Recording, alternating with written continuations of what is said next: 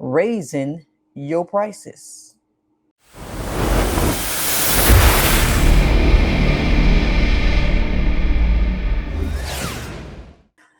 So I want to talk about raising your prices. If you have prices, but if you offer products and services and you have your own prices that you can set forth,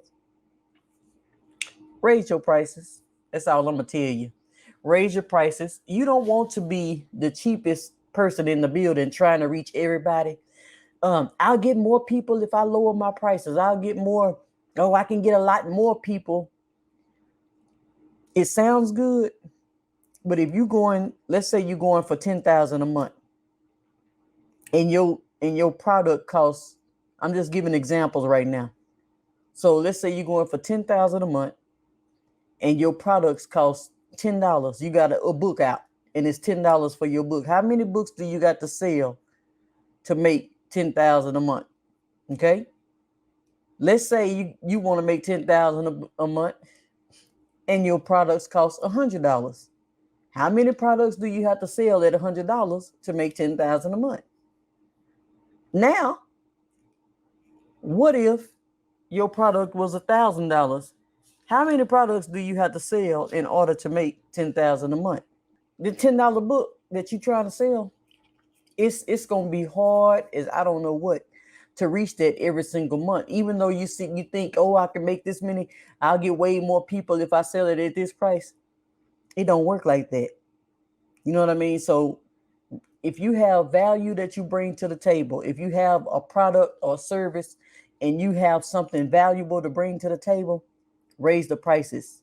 You can't. There's a mindset associated with every investment level. There's a certain mindset associated with every single investment level. When people invest on the lower side, the lower end, it's a mindset attached to that. When people invest on the higher end, it's a mindset attached to that. So you want to make sure that you know the mindsets of the people that you're dealing with, and you know the value that you bring to the marketplace. Because sometimes you could be selling yourself too cheap. You could be selling your own self too cheap. You don't want to sell yourself too cheap. You don't want to sell yourself too short. Having all these cheap prices, trying to reach everybody. I remember when I was braiding hair, and I was at one salon, and the salon was on one side of town. And so with that salon, I was charging $85 for braids. I was doing braids for men. So my prices was $85. You know, people are coming there. I'm talking about just cornrows, just all type of cornrows, freestyle braids, and all of this. This was years ago. You know, the people come in there and they'll give me $100 and tell me to keep the change. That's a $15 tip. Now, when I went to the other side of town and I was charging $40 because it was the other side of town, and I was, you have to price accordingly to where you are in the location. So I was charging $40. Same braid, same me, same everything. You know, them jokers barely could come up with the $40, barely can, don't even have the whole 40, got 38, 39. You know what I mean? And ain't no tip involved, because it's just the cheaper you are, the cheaper people treat you. So if you're going to be cheap, expect to be treated like you cheap. So people value if you have some of value to bring to the table. If you got something valuable and you know your stuff works, you know your stuff will put money in people's pocket, you know what you got.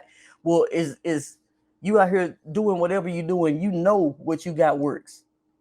My concept is already proven. You know what I mean? Like, my concept is proven. I know my concept works. I know that if people follow these instructions, they can make this much a month, this much a year. They can make if they follow the instructions. So why am I going to put it for this amount? You got to know what value you bring and what kind of results people will get if they use it. If they use it. Now, some people ain't going to use it. People are investing, won't use nothing. People ain't going to invest and won't do nothing. So you giving out content for free. You doing everything for free. You trying to help the world. You trying to save everybody in the whole wide world. And guess what? Your bills ain't getting paid. and all you doing is lowering the value of yourself. You lowering your own value by being cheap on everything. So being cheap ain't always best. So when I had my prices the way they were at the $85, it's somebody out there saying, oh, I can get this for 20. Yeah, you can get this for 20. But the person that's charging 20, they got to work 4 times harder. They got to work 4 times harder. They may get more people, but they working themselves to death for $20, $20, 20, braiding hair. I mean, you know what? Your fingers can get cramped up. All this stuff is happening when you charging cheap. You trying to outbeat everybody. You got to go cheaper than everybody else. And you got to, do you want to be known for being the cheapest, or do you want to be known for being the best? You don't want to be known for being the cheapest. You know what I mean? Like, raise your prices, because you know what? How you value yourself. When I started doing, well, I've been doing graphics, but when I started changing my business model, you know, people would say, how much you charge for this? What type of budget do you have? How much you charge? That's not my customer. My customer is not somebody going to continue asking me how much I charge when I just said I operate off of budgets. What is your budget? I'll create a package around your budget. Now, when you say my budget is 1,000, my budget is 2,000, my budget is 500. Okay, well, I can only do this. I can only do this, and I can only give you this amount of business cards, and I can only give you this many flyers. I'm gonna create a package around your budget. Your budget ain't $100, ain't but $100. We can't do nothing with that. That's How much you charge for this? This ain't no ink pen. I'm not selling no ink pen. This is not the Dollar Tree. So raise your prices. Value your stuff that you have to bring to the table. I just registered a new domain name, Refer to Freedom. Refer your way to freedom. It's going to be, I'm teaching people how to start their own referral agencies, because I have a referral agency. But it ain't going to be no cheap one. You know, it ain't going to be no, my price is already set. I was talking to one of my friends today, and we was just talking about the same thing. You know, sometimes you just trying to, what it is the reason why people have their prices low. Sometimes some of us, we be trying to save the world. We try to save the world, trying to do everything. But you know what it's doing? It's draining the mess out of you. It's draining you, because even when you do it for those cheap prices like that, and you do it for the smallest package price, and you're doing everything, trying to help everybody and all of that, the people don't do nothing with the stuff that you give them. The prices are too cheap for them to even make a move. It's the money that they've invested. It wasn't enough for them to take action. All it is enough for them to hear you talking, or enough for them to, oh, okay, good idea. They never gonna execute, because it didn't cost them enough. So you got to raise it, because we trying to get testimonials. We trying to get people to actually do this thing. Ain't nobody just trying to get your little 200, 300, 400. You know, people are not trying to do that. People are trying to get you to work to get the results.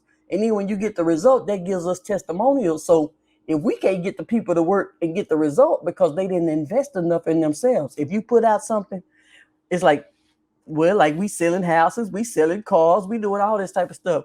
You got your Bentleys, you got your Lexuses, your Benzes, then you got your like Hyundais and your Kias. You got your, see, there's an investment level with every type of vehicle. With every what you got, your Hyundais and your Kias, that's on one level. You got your Benzes and your BMWs, that's another level. Then you got your Bentleys and your Lambos and all, that's another level. These are levels. It's levels to this thing. You got your $200,000 houses. You got your $500,000 homes. You got your $1 million homes. Those are different levels and different mindsets. You know what I mean? Everything is a different, every time you get an investment, it's a different mindset with that investment. And it takes a different mindset to be a millionaire. It takes a different mindset to be a six-figure earner. It takes a different mindset to be a billionaire. Those are different mindsets. It takes a different mindset to be a dollar a month. You know what I mean? Like, there's a different mindset. So now you got to know who you want to cater to and who your audience is going to be, because it's an audience for everybody. You got Saks Fifth Avenue. You got Neiman Marcus. You know what I mean? You got all these places. And guess what? They all make sales. Everybody ain't trying to be the cheapest in the whole wide world. Those are not the same people. It might be the same people, but they not shopping in there. It's a certain demographic of people that's shopping in this store, and it's a certain demographic of people that's shopping in this store.